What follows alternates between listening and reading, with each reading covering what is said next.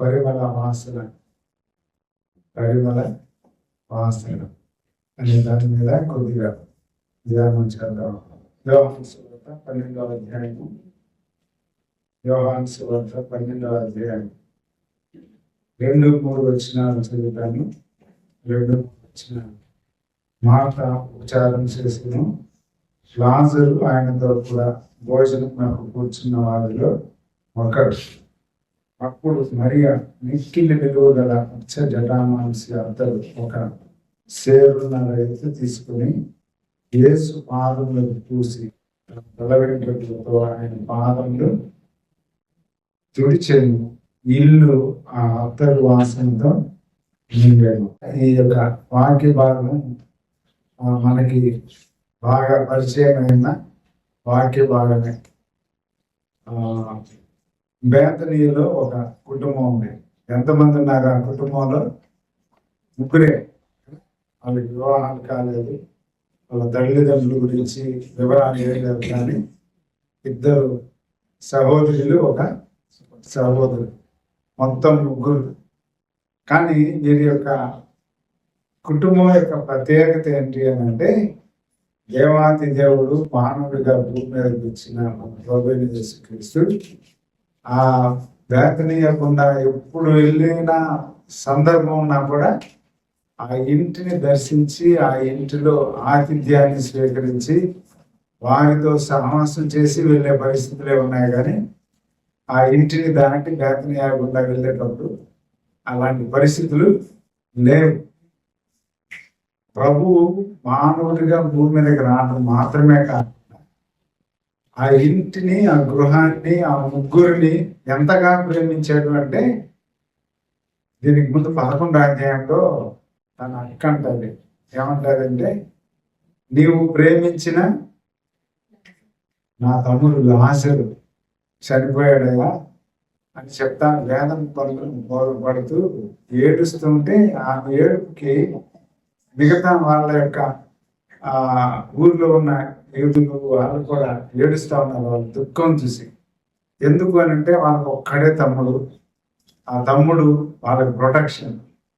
అంతగా కలిసిమెలిసి ఉన్న దాంట్లో సడన్ గా ఒక యవ్వన దశలో లోకాన్ని విడిచిపోయిన తర్వాత వాళ్ళు పడే వేదనని చూసి మిగతా వాళ్ళందరూ ఎంతో వేదన పడుతుంటే వాళ్ళందరినీ చూసిన తర్వాత ప్రభు కూడా 35వ వచనం 11వ అధ్యాయం అంటారు, యేసు కన్నీళ్లు విడిచెను అని అంటారు.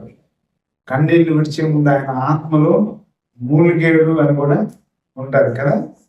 ప్రభు 33వ వచనంలో 11:33లో వారు ఆమె ఏడ్చుటయు ఆమెతో కూడా వచ్చిన యూదులు ఏడ్చుటయు యేసు చూచి కలవరపడి ఆత్మలో మూలుగుచు అని అంటారు.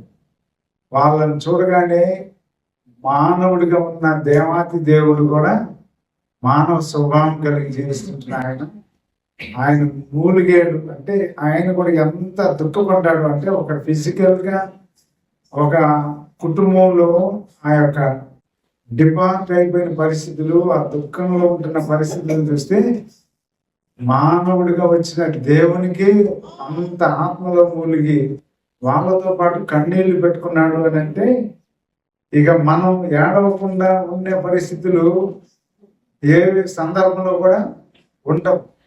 చాలాసార్లు మన ఆత్మీయులు లేకపోతే ఎవరైనా దుఃఖపడతా ఉంటే వారి దుఃఖంలో మనకి కూడా దుఃఖం వచ్చేస్తుంది. లోపల మూలుగుతాం తెలియకుండానే కళ్ళలో నుంచి నీళ్లు కూడా కారిపోయే ప్రదేశాలు, ఆ సందర్భాలు కూడా మనకి ఉంటాయి. అవన్నీ లేవు అని అంటే మానవ జన్మ మాత్రం అతనిది కాదు. ఎందుకనంటే మానవుడికి దుఃఖంలో, బాధలో, సంతోషంలో పాలు పంచుకునే పరిస్థితులు లేకపోతే హ్యూమన్ బీయింగ్ కాదు కదా. ఇలాంటి సందర్భంలో దేవుడు చనిపోయి 4 దినాలైన లాజర్ని, కుళ్ళిపోయిన లాజర్ని బయటికి రమ్మని పిలిచిన తర్వాత ఈ 12వ అధ్యాయానికి వచ్చేటప్పటికే భోజనానికి కూర్చున్నారు. ఫుడ్ ఫెలోషిప్ లో కూర్చొని ఉన్నారు. మార్త బాగా బిజీ అయిపోయింది. ప్రభు వచ్చాడు, తమ్ముడు లేచాడు, ఇంట్లో గొప్ప ఆనందం. ఈ ఆనందానికి అవధులు లేవు. ఈ ఆనందాన్ని ఎలాగ వర్ణించడానికి కూడా వాళ్ళకి ఎలాగ చెప్పారో కూడా మనకైతే సందర్భంలో రాయబడలేదు. కానీ అంత గొప్ప ఆనందంలో ప్రభువుకి ఆయన శిష్యులకి పరిచర్య చేయటానికి బిజీ అయిపోయింది మార్త. ఈ బిజీ అయిపోయి ఆమె మాత్రం ఫుడ్ ఇవన్నీ అరేంజ్ చేయడానికి చూస్తా ఉంటే మరియా తన జీవితాన్ని ప్రభు అయిన దేవుడు మానవుడిగా వచ్చి చనిపోయి కుళ్ళిపోయిన లాజర్ని నా తమ్ముడిని లేపాడంటే ఈయన సామాన్యుడు కాదు, ఈయన దేవాతి దేవుడు, ఈయన గొప్ప వ్యక్తి. ఇలాంటి వ్యక్తి మానవుడిని చనిపోయి కుళ్ళిపోయిన వాడిని లేవనెత్తటం అనేది భూమి మీద అసాధ్యం. ఇలాంటి అసాధ్యమైన పరిస్థితుల్లో నా తమ్ముడిని లేపాడు అని అంటే ఆయన్ని జ్ఞాపకం చేసుకున్న తర్వాత ఆమె హృదయంలో తన జీవితం గుర్తొచ్చి ఉంటుంది కదా. వేరే దగ్గర కూడా అంటారు ఆమె వ్యక్తిగత జీవితం మంచిది కాదని. అలాంటి జీవితం కలిగిన మరియా తను ఎంత సంపాదించుకొని దానిని దాచిపెట్టిందో, సేరున్నర ఎత్తు ఉన్న అచ్చ జటామాంసి అంటే ప్యూర్ సెంట్, అది అచ్చ జటామాంసి. మన దగ్గర కొన్ని దగ్గర గల్ఫ్ ఏరియాస్లో వాళ్ళ దగ్గర షేక్స్ దగ్గర వాళ్ళ దగ్గర ఉండే ఆ వెరైటీ సెంట్స్ ఎంత కాస్ట్లీ ఉంటాయి. ఇండియాలో కూడా ఏదో ప్లేస్లో అవి తయారు చేస్తారు, కానీ అవి మన ఇండియాలో సేల్స్ చేయరు, డైరెక్ట్గా ఎక్స్పోర్ట్ అవుతాయంట. అవి అంటే అంత శ్రేష్టమైన అచ్చ జటామాంసి ఖరీదైంది, మిక్కిలి విలువ కలిగింది అంటారు. అంటే మామూలు వాల్యూ ఇది కాదు. మనం వాడే సెంట్లు తక్కువ ధర ఉంటాయి, అంటే మనం కొనుక్కునేంత స్తోమత కలిగినవి ఉంటాయి. కానీ మిక్కిలి విలువ కలిగిన అచ్చ జటామాంసిని ప్రభు కొరకు ఆయన పాదాలకు పూసించడం మాత్రమే కాకుండా అంత వాల్యూ ఉన్న జటామాంసిని పూయటమే కాకుండా యూదా స్త్రీలకి తన యొక్క తల వెంట్రుకల మీద చాలా మమకారం అన్న, అంత ఇష్టపడతారంట, అంత ప్రేమిస్తారంట. వాళ్ళే కాదు, ప్రతి స్త్రీ కూడా తల వెంట్రుకల మీద ఎంతో కేర్ తీసుకుంటా ఉంటారు. ఎన్ని విధాలుగా దాన్ని సెట్ చేసుకోవడానికి చూస్తూ ఉంటారు ఈ రోజుల్లో కూడా చూస్తే. అలాంటి తల వెంట్రుకలతోటి ప్రభు పాదాలు తన కన్నీరుతోటి ఈ పాదాలతోటి ఈ యొక్క తుడిచి అత్తరును పగలగొట్టి పూస్తే ఆ ఇల్లంతా ఆ గదంతా కూడా అత్తరు వాసనతో నిండిపోయిందంట. ఇక్కడ అత్తరు వాసనతో నిండిపోతే అందరూ సంతోషిస్తా ఉన్నారు. ఈ సంతోషంలో ఒకడికి మాత్రం సంతోషం లేదు, దుఃఖం. కింద వచ్చిన ఏమంటాడు అంటే 4వ వచనంలో ఆయన శిష్యులలో ఒకడు అనగా ఆయనను అప్పగింపనై ఉన్న ఇస్కరియోతు యోధా ఈ అత్తరెందుకు 300 దేనారాలకు అమ్మి బీదలకు ఇయ్యలేదని వాడి లాగు చెప్పినది బీదల మీద శ్రద్ధ కలిగి కాదు, కానీ వాడు దొంగ అయి ఉండి తన దగ్గర డబ్బు సంచి ఉన్నందున అందులో వేయబడినది దొంగిలించుచూ వచ్చిన కనుక అలాగూ చెప్పాను అని మనం చూస్తా ఉంటున్నాం. కానీ ప్రభు అంటున్నాడు, నన్ను పాతిపెట్టు దినమునకు ఆమెను దీని ఉంచుకొననీయుడి, బీదలు ఎల్లప్పుడూ మీతో ఉంటారు, నేను మీతో కూడా ఉండను అని అన్నాడు. ఇండైరెక్ట్ అక్కడ ఉన్న వాళ్ళతో కాకుండా ప్రత్యేకంగా యోధతో చెప్తున్న మాటలు. ఈయనకి బీదల మీద శ్రద్ధ కలిగి కాదు, ఆ గదంతా మంచి వాసనతో ఆ దేవుని ఆరాధించిన పరిస్థితుల్లో ఇల్లంతా సంతోషంగా ఉంటే ఈ వ్యక్తికి ప్రభువుని వెంబడిస్తుంటున్న 12 మందిలో ఒకడున్న ఈ వ్యక్తికి ఎలా ఉంది అని అంటే దుఃఖం. కారణం ఏంటంటే ఎందుకు ఇది 400 దేనారాలకు అమ్మి బీదలకి ఇవ్వచ్చు కదా, ఎందుకు వేస్ట్ చేసింది అని అంటాడు. కారణం ఏంటి అనేది కూడా కింద చెప్తున్నాడు. మొదటి నుంచి అతని దగ్గర డబ్బు సంచి ఉన్నందున మొదటి నుంచి దొంగిలిస్తూ ఉంటున్నాడంట. ఎంత ఘోరమైన పరిస్థితి కదా. దేవునితో శిష్యరికం చేస్తూ, దేవునితో తిరుగుతూ, దేవుని యొక్క పరిచర్యకి, దేవుని కొరకు ఇవ్వబడిన ధనాన్ని తన దగ్గర పెట్టుకోవాల్సిన ఈ ట్రెజరరు ఈ డబ్బుని ఏం చేస్తున్నాడు? దొంగిలిస్తున్నాడు. అంటే వీటిలో నుంచి తన ఇష్టానికి వాడుకుంటున్నాడు. దేనికి వాడుకుంటున్నాడు? చివరికి ఏం చేశాడు అని అంటే, ఈ వ్యక్తి ఊరుకున్నవాడు కాదు. అంతిమంగా ప్రభు యొక్క రుచిని ఎరిగిన వాడు, ఆ ఆత్మలో దేవుని యొక్క విశిష్టతను ఎరగని వాడు కాబట్టి 30 వెండి నాణ్యాలకి దేవుని కూడా అమ్మేసేసాడు కదా. ఎంత భ్రష్టుడో, ఎంత ఘోరమైన పాపిగా జీవిస్తుంటున్నాడు. దేవునితో తిరుగుతూనే ఉన్నాడు, దేవునితో తిరుగుతూ తింటున్నాడు, జీవిస్తుంటున్నాడు, పడుకుంటున్నాడు, ఆశ్చర్యమైన కార్యాలు చూస్తూ ఉంటున్నాడు. వాళ్ళు ఇచ్చే డొనేషన్ సంచిలో వేసుకుంటున్నాడు.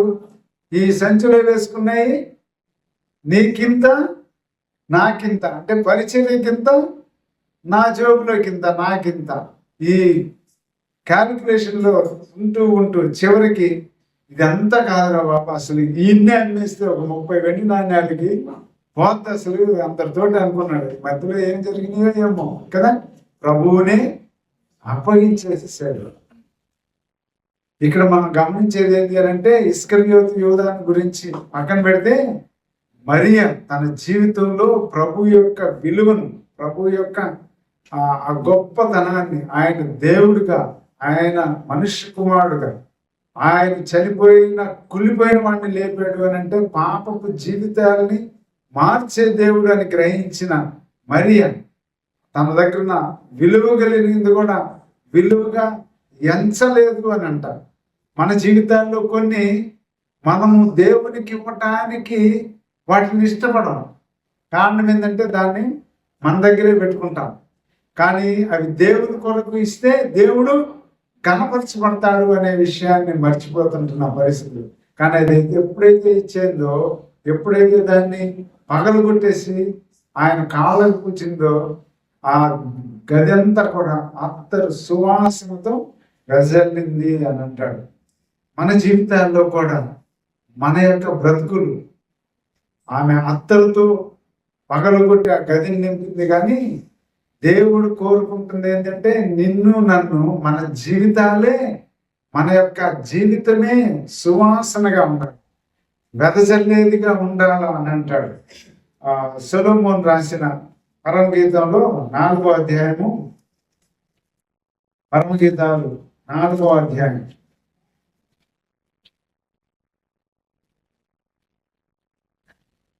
4వ అధ్యాయము 10-11 వచనాలు మనం చూస్తే, 10-11 వచనాల్లో, సహోదరి ప్రాణేశ్వరి, నీ ప్రేమ ఎంత మధురము, ద్రాక్షారసము కన్నా నీ ప్రేమ ఎంత సంతోషకరము. ఇక్కడ నీవు పూసుకొని పరిమళ తైలముల వాసన సకల గంధ వర్గముల కన్నా సంతోషకరము. 11 చివరిలో, నీ వస్త్రముల సువాసన లెబానోను సువాసన వలె నున్నది అని అన్నాడు. మన యొక్క ఈ సహోదరి ప్రాణేశ్వరి, వీళ్ళిద్దరిని వైఫ్ అండ్ హస్బెండ్ లాగా సంఘానికి, ప్రభువుకి సూచనగా ఈ యొక్క పరమగీతాలు, పరమజ్ఞాని వల్లించాడు అనేది మనం వింటా ఉంటాం. సరే, ఇక్కడ ఉన్న దాంట్లో 9 చివరిలో, 10 చివరిలో, 11 చివరిలో మనం చూస్తుంది, నీవు పూసుకొని పరిమళ తైలముల వాసన సకల గంధవర్గముల కన్నా సంతోషకరం.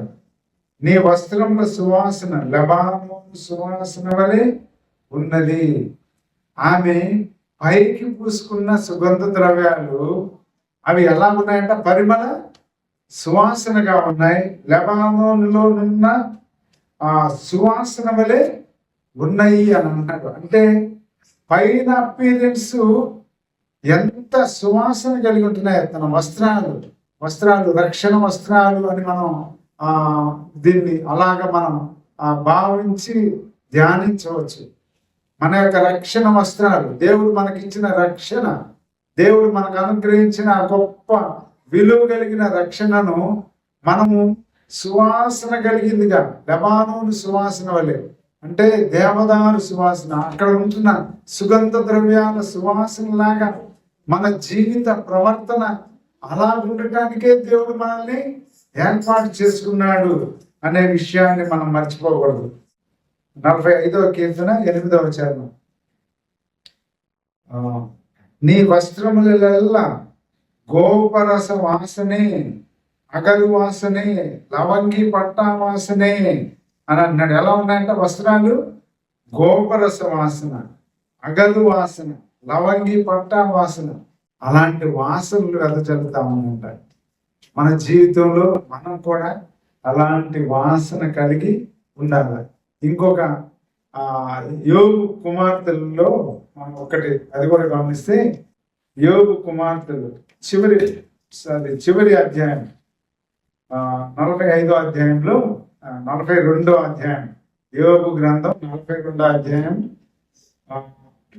14-15 వచనాల్లో మనం చూస్తే, అతడు పెద్దదానికి ఎమీమా అనియు, రెండవ దానికి కెజియా అనియు, మూడవ దానికి గరహం పక్కు అనియు పేర్లు పెట్టను. ఈ కెజియా అనే పదానికి అర్థం ఏంటి తెలుసా? పరిమళ వాసన అని అర్థం. పరిమళ వాసన కెజియా అంటే. కాబట్టి తన కుమార్తెలకి, మరలా పుట్టిన కుమార్తెలకి చక్కటి పేర్లు పెట్టాడు, పరిమళ వాసన. అంత మాత్రమే కాదు, 15వ వచనంలో చూస్తే ఆ దేశమంతటను యోబు కుమార్తెలంతా సౌందర్యవతులు కనబడలేదు. సౌందర్యవతులు కనబడలేదు. మనం కూడా దేవుని పిల్లలము. లోకంలో సౌందర్యవంతులుగా మనల్ని చేశాడు. ఆయన మనల్ని గొప్ప పరిశుద్ధ యాజక సమూహంగా మనల్ని చేశాడు అనేది మనం మర్చిపోకూడదు. లోకంలో ఉన్న వారికి మనం వేరైన వారం. మనల్ని చూస్తే వీళ్ళ యొక్క ఫేస్, లేకపోతే వీళ్ళ యొక్క మాటలు, వీళ్ళ యొక్క క్రియలు ఏంటి ప్రత్యేకత అనేది గమనించే పరిస్థితులు ఎప్పుడు కలుగుతాయంటే దేవునిలో మనం సంపూర్ణంగా జీవించినప్పుడు. ఆరాధనలో కూడా గుర్తు చేశారు, ఇంపైన సువాసనగా ఆగ్రహించాడంట దేవుడు కదా. నోవహు దినాల్లో కూడా మనం చూస్తే 9వ అధ్యాయం కదా, ఆదికాండం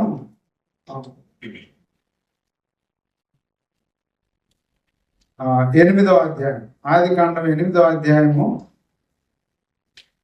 20-21 వచనాల్లో చూస్తే, అప్పుడు నోవహు యెహోవాకు బలిపీఠం కట్టి పవిత్ర పశువులన్నిటిలోనూ పవిత్ర పక్షులన్నిటిలోనూ కొన్ని తీసుకొని ఆ పీఠం మీద దహన బలి అర్పించిన. అప్పుడు యెహోవా ఇంపైన సువాసనను ఆగ్రానించి, ఇంపైన సువాసన ఆగ్రానించాడట. ఎప్పుడు?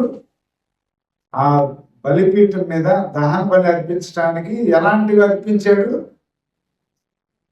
20వ వచనంలో ఏమంటాడు? పవిత్ర పశువులు, పవిత్ర పక్షులు. అంటే పరిశుద్ధమైన వాటిల్ని దేవునికి అర్పిస్తే ఆ అర్పణ, బలిపీఠం మీద అర్పించిన అర్పణ దేవుడు ఎలా గైకొన్నాడంట? అది ఇంపైన సువాసన. ఉదయకాల సమయంలో మనం ఆరాధనలో కూడా ప్రభువుని ఆరాధించేటప్పుడు మన హృదయపూర్వక కృతజ్ఞతాస్తుతులు చెల్లిస్తూ ఆయన ఆరాధించినప్పుడు మనం ఎలాగయ్యాము? పరిశుద్ధ యాజక సమూహంగా చేయబడ్డాం. మరి పరిశుద్ధ యాజక సమూహంగా చేయబడిన మనము అపరిశుద్ధులుగా దాంట్లో పాల్పొందితే అపవిత్రమైన పక్షులు, పశువుల్ని అర్పిస్తే దేవుడు అంగీకరించేవాడు కాదు. నోవహు తన దగ్గర ఓడల నుంచి బయటకు వచ్చిన తర్వాత పవిత్రమైన వాటిని ఆయన అర్పించినప్పుడు ఆయన ఆగ్రహించేంత సువాసన వలె ఉందంట. కానీ మన జీవితంలో కూడా దేవుడు మనల్ని రక్షించాడు, మనల్ని విమోచించాడు, మనల్ని ప్రత్యేకపరిచాడు అని అంటే దానికి తగిన విధంగా అలాగే మన ప్రవర్తనలో మనం అలా జీవించాలి. మన క్రియల్లో, మన మాటల్లో, మన చేష్టల్లో అన్నిట్లో అలా జీవించి ఆరాధిస్తే ఆ ఆరాధనను ఆయన ఆగ్రహిస్తాడు. అంతేగాని ఏది ఆయనకి పవిత్రంగా జీవించకుండా అపవిత్రంగా ఆరాధిస్తే మన ఆరాధన అది ఆయన అంగీకరించడు. అందుకనే కొరింథీ మొదటి పత్రికలు అంటాడు కదా, మీలో అనేకులు 11వ అధ్యాయంలో అనేకులు ఎలా ఉన్నారంట? బలహీనులు, రోగులు, కొందరు నిద్రించారు అని అంటాడు. చాలా మంది ఇలానే ఉన్నారు కదా, దేవుని నమ్మి రక్షించబడి దేవుని కొరకు జీవిస్తూ మరలా అపవిత్రమైన జీవితంలో జీవిస్తా సువాసన వద్ద చల్లాల్సింది లోపల నుంచి అపవిత్రమైన వాసనతో దుర్గంధంతో నిండి చేస్తూ ఉంటే కొంతమంది లోకంలో బలహీనలు అంటే పరిశుద్ధత నుంచి బలహీన పడిపోవటం, అపవిత్రులుగా అయిపోవటం. కొంతమంది రోగులు అంటే మరలా పరిశుద్ధత కోల్పోయి మరలా పాపపు రోగం వచ్చేసిన వాళ్ళు. ఇంకా కొంతమంది ఏంటంటే పూర్తిగా మరలా లోకంలోనికి పాపం చేత అపరాధం చేత చచ్చిపోయిన వాళ్ళలాగానే మరలా లోకంలోకి వెళ్ళిపోయే వాళ్ళని ఎంతమంది చూడలేదు మనం. దేవుని నమ్ముకున్నానని చెప్పేసి అలాగుంటూ కొంతకాలం పవిత్రంగా జీవిస్తూ సువాసన వద్ద జరుగుతూ మరలా బలహీన చనిపోయే పరిస్థితులకు వెళ్ళిపోయే వాళ్ళు ఉంటున్నట్లుగా మనం చూస్తూ ఉంటున్నాం. కానీ మన జీవితంలో అలా ఉండటానికి దేవుడు మనల్ని ఏర్పాటు చేసుకోలేదు. ఎఫెసీ పత్రికలో 5వ అధ్యాయము 2వ వచనం మనం కానీ గమనించినట్లయితే 1-2 వచనాలు చదువుదాం. మీ అపరాధముల చేతను పాపముల చేతను మీరు చచ్చిన వారైనగా ఆయన మిమ్మల్ని క్రీస్తుతో కూడా బ్రతికించను. మీరు వాటిని చేయించు వాయుమండల సంబంధమైన అధిపతిని అనగా అవిధేయులైన వారిని ఇప్పుడు ప్రేరేపించు శక్తికి అధిపతిని అనుసరించి ప్రపంచ ధర్మం చొప్పున మునుపు నడుచుకుంటారు. వారితో కలిసి మనమందరము శరీరం యొక్క మనసు యొక్క కోరికలను నెరవేర్చుకుంటూ మన శరీర ఆశను అనుసరించి మునుపు ప్రవర్తించు కడమ వారి వల్ల స్వభావ సిద్ధముగా దైవోగ్రతకు పాత్రమై ఉన్నాం. కానీ ఇప్పుడైతే అలా ఉండటానికి వీల్లేదు అని అన్నాడు. కారణము మన పాపముల చేత అపరాధముల చేత చచ్చిన మనల్ని ప్రభు ఎలాగ చేశాడంట, బ్రతికించటానికి ఆయన మన కొరకై ఎఫెసీ 2వ అధ్యాయం 1-2 వచనాలు చదివాను. చచ్చిపోయిన మనల్ని ఆయన బ్రతికించాడు. ఆయన బ్రతికించిన మనల్ని ఎలా ఉండటానికి బ్రతికించాడు అని అంటే 5వ అధ్యాయంలో 2వ వచనాన్ని చూస్తే క్రీస్తు మిమ్మును ప్రేమించి పరిమళ వాసనగా ఉండుటకు మన కొరకు తన్ను తాను దేవునికి బలిగాను బలిగాను అప్పగించుకొనెను అని అన్నాడు. క్రీస్తు మిమ్మును ప్రేమించి పరిమళ వాసనగా ఉండుటకు. క్రీస్తు మనల్ని ఎందుకు ప్రేమించాడు? పరిమళ వాసనగా ఉండటానికి. పరిమళ వాసనగా ఉండుటకు ఆయన ఏమయ్యాడంట? మన కొరకు తన్ను తాను అర్పణముగా బలిగా అర్పించుకున్నాడు. దేవాది దేవుడు పరలోకంలో ఆయన మాత్రమే గొప్ప సింహాసనం మీద ఆయన్ను సమీపించడానికి ఎవ్వరికి ఏ విధమైన అర్హత లేని వారిని అంత గొప్ప మహిమ కలిగిన ఆయన మానవుడిగా భూమి మీదకి దేనికి వచ్చాడు? మనల్ని పరిమళ వాసనగా చేయటానికి ఆయన బలి పశువుగా అర్పించబడ్డాడు. ఒక వచనాన్ని మనం గమనించినట్లయితే, కానీ మన జీవితంలో ఎలాగైపోతున్నాము అని అంటే దుఃఖకరమైన విషయం ఏంటి అని అంటే యాకోబు పత్రిక 3వ అధ్యాయము 8వ వచనం. 3వ అధ్యాయం అంతా చాలా నాలుకను గురించి చాలా విషయాలు ఉన్నాయి. 3వ అధ్యాయం 8వ వచనం చూస్తే, ఏ నరుడును నాలుకను సాధు చేయనేరడు, అది మరణకరమైన విషముతో నిండినది, అది నిరర్కలమైన దుష్టత్వమే. 9వ వచనం, దీనితో తండ్రి అయిన ప్రభువును స్తుతింతుము, దీనితోనే దేవుని పోలికగా పుట్టిన మనుష్యులను శపింతుము. ఒక్క నోట నుండి ఆశీర్వచనమును శాపవచనమును బయలువెళ్ళును. నా సహోదరులారా, ఇలాగూ ఉండకూడదు. ఒక్క జల నుండియే ఎలాగున్నాయంట? తీయని నీరును చేదు నీరును ఊరునా. నా సహోదరులారా, అంజూరపు చెట్టున ఒలీవ పండ్లైన ద్రాక్ష తీగలను అంజూరపు పండ్లైన కాయున ఉప్పు నీళ్ళలో నుండి తీయని నీళ్లు ఊరవు అని అన్నాడు. అంటే ఇంపాసిబుల్. ఉప్పు నీళ్ళలో నుంచి అదే పొట్టలో నుంచి తీయటి నీళ్లు రావు. పైన కూడా ఏమన్నాడు, ఒక్క జల నుండి తీయని నీరు చేదు నీరు రాదు. న్యాచురల్ గా అది ఇంపాసిబుల్, కానీ ప్రభు దగ్గర అది పాసిబుల్ కదా. వారు బయలుదేరి వస్తా ఉన్నారు, రథం మీదకి వెళ్తా ఉన్నారు. ఒక ప్రదేశానికి వచ్చేటప్పటికి బాగా దాహం వస్తా ఉంది. ఎన్ని లక్షల మంది దాహానికి తట్టుకోలేకపోతుంటే నీరు కనపడతా ఉంది. వెళ్ళి చూస్తే ఏమైంది, అది నీరు తాగుతామని చూస్తే చేదు, భయంకరమైన చేదు. తట్టుకోలేకపోతే దేవునికి మొరపెడితే మోషే ఆ చిగిరిచ్చి కనబెడితే ఏమైనాయి, తీయని నీరుగా మారినాయి అంట. దేవుని గొప్ప కార్యాలయం, దేవుని యొక్క గొప్ప ప్రణాళిక. ఇది చేదైన జీవితం, మన మానవ జీవితం, పాపపు జీవితం, ఏదేనులో తీయటి జీవితం ఇది. కానీ దేవునికి ఆజ్ఞను అతిక్రమించి చేదు చేరిపోయింది. ఈ చేదుని మళ్ళా తీర్పు చేయాలని అంటే ఎవరు రావాల్సి వచ్చింది? ప్రభువే భూమి మీదకి వచ్చి ఆయనే బలి పశువుగా అర్పించబడి ఆయన ద్వారా మనల్ని తీయటి నీళ్లు చేశాడు. యాకోబు భక్త కొడుకు రాస్తూ అన్నాడు, సహోదరులారా జాగ్రత్తగా ఉందాం. ఎలాగా చేయాలంట? నాలుగుని సాధువు చేసేవాడు ఎవడలేడు, కానీ దేవుడిలో మనం సాధువు చేసుకోవాలా. ఈ దీనిలోనే దేవుని స్థుతిస్తాం. ఇదే నోటితో దేవుడు సృజించిన మానవుడిని శపిస్తాం కదా. ఎంత ఘోరం, ఎంత భయంకరమైన పరిస్థితి. దాని తర్వాత దీంట్లో నుంచే ఆశీర్వాదం వచ్చినాం, దీంట్లో నుంచే శాపం వచ్చినాం కదా. తోటి సహోదరుడిని ప్రేమించని వాడు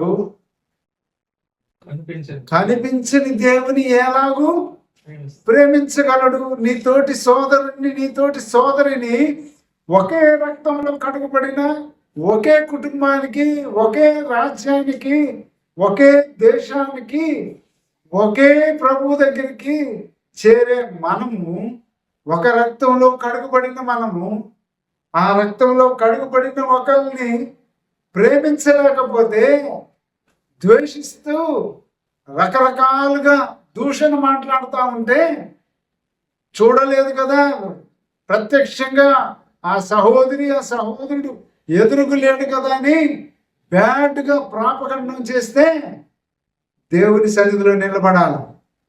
ఇక్కడ మనుష్యుడు గలతీ పత్రిక 6వ అధ్యాయం అంటాడు కదా, మనుష్యుడు ఏమి విత్తునో ఆ పంటనే కోయను అని అంటాడు. నీవు ఏ పంట విత్తుతావు, నేనే పంట విత్తుతాను. మనం ఏ పంట విత్తితే ఏ పంట కోస్తాము. ఇక్కడ ఇంకా ఏమంటారు తెలుసా? శరీరమును బట్టి విత్తితే క్షయమనే పంట కోస్తావు.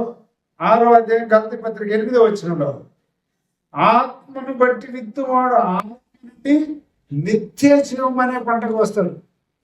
మనం శరీరానుసారులుగా ఉండడానికి వీల్లేదు, ఆత్మానుసారులుగా జీవించాలి. సహోదరుని ప్రేమించలేకపోతే కనబడని దేవుని ఏం ప్రేమించగలవు? ఎదురుగా ప్రత్యక్షంగా ఉన్నవాడిని నువ్వు దూషిస్తే ఇంక దేవుని ఏమి కొనియాడితే నీకేం ప్రయోజనం?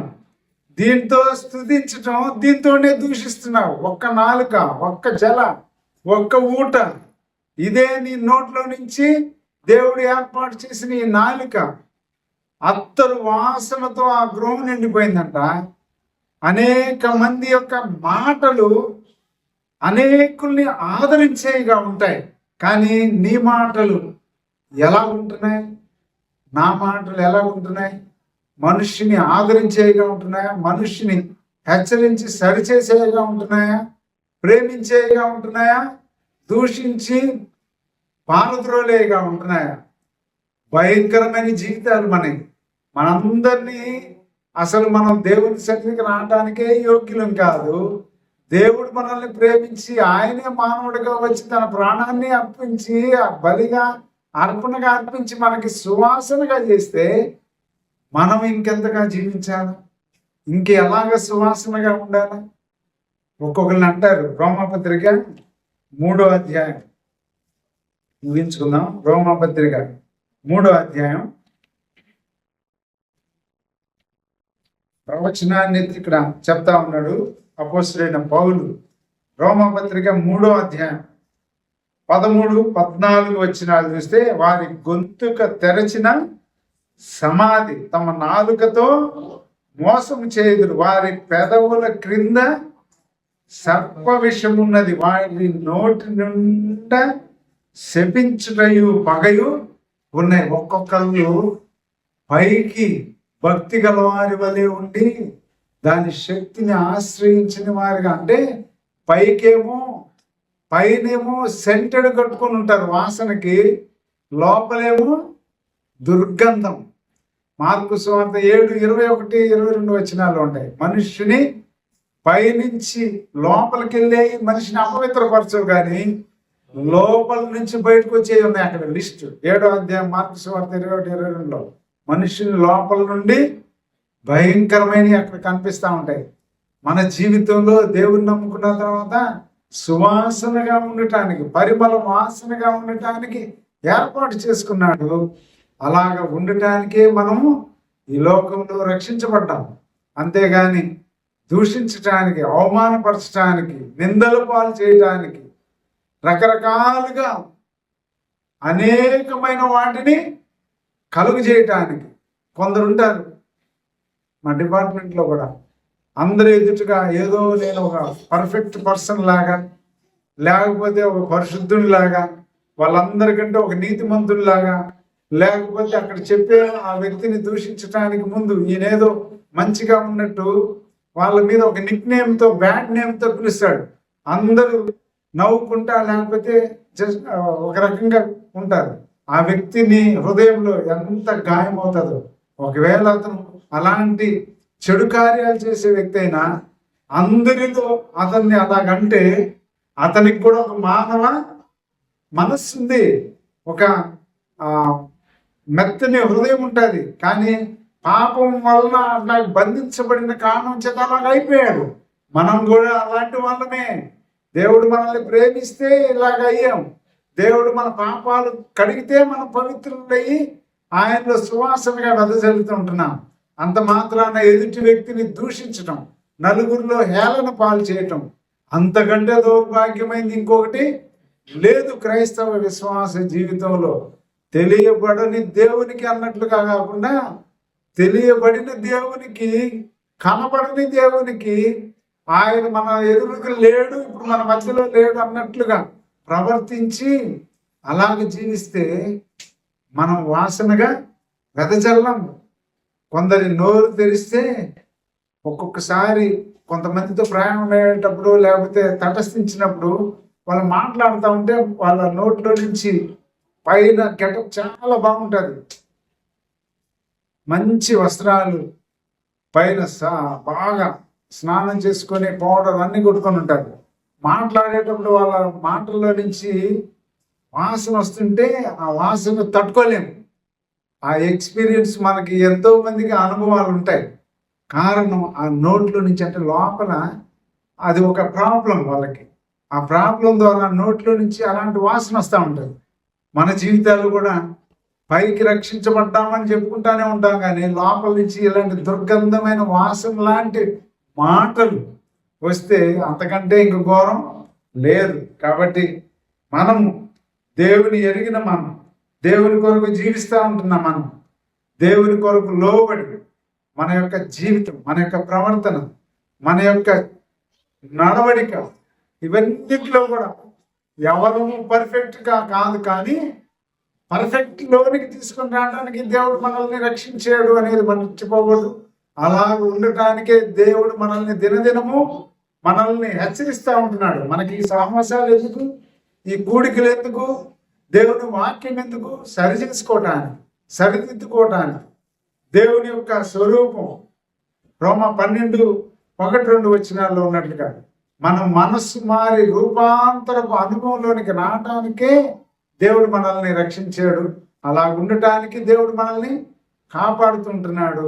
అలా ఉండటానికి మనల్ని విమోచించి ఒక రాజ్యం సంబంధులుగా చేశాడు. కాబట్టి మన ప్రవర్తన అంతటిలో, మన యొక్క క్రియలన్నింటిలో అన్ని దేవుడు ఎరిగినవాడు. ఒక స్కానింగ్ తీస్తే స్కానింగ్లో కొన్నే కనపడుతున్నాయి. ఇప్పుడు విచిత్రమైన టెక్నాలజీలో స్కానింగ్స్ వచ్చేసినాయి. ఆ మల్టీ మల్టిపుల్ స్కానింగ్స్ అంట. ఒక్కటి తీస్తే బాడీలో ఉన్న మొత్తం కూడా ఏమేమి ఉన్నాయో లోపల ఇన్నర్ పార్ట్లన్నింటిలో ఉన్న డ్యామేజ్ని కూడా చెప్పేస్తుందండి.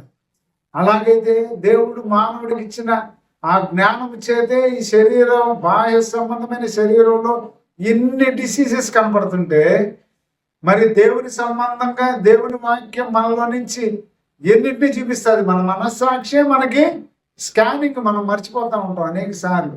ఎదుటివారిని భ్రమ పెట్టచ్చు, ఎదుటివారి ఎదుట నటించవచ్చు, లేకపోతే మనం ఒక్కొక్కరి దగ్గర ఒక్కొక్క రకంగా ప్రవర్తించవచ్చు. కానీ దేవుడు మనల్ని ఎరిగినవాడు.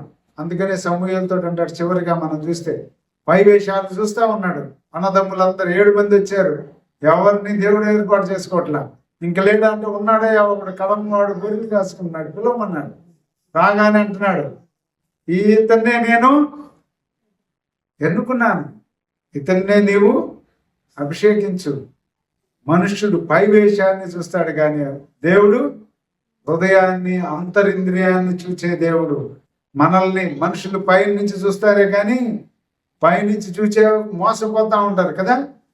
లోపల అంతరింద్రియాన్ని, మన ఇన్నర్ స్పిరిచువల్ స్టాండర్డ్ని దేవుడు చూస్తాడు. కాబట్టి ఆ స్పిరిచువల్ స్టాండర్డ్స్ని ఈ నూతన సంవత్సరంలో మనం దేవునికి ఇంపైన సువాసనగా, అనేకులకి సువాసన వెదజల్లే రీతిగా ఉండటానికి మన యొక్క జీవితం, మన యొక్క సాక్ష్యం, మన యొక్క ప్రవర్తన ఉండుటూ అనేకుల్ని ఆకర్షించేదిగా ఉండటానికి పరిశుద్ధాత్మ దేవుడు సహాయం చేయగలగా.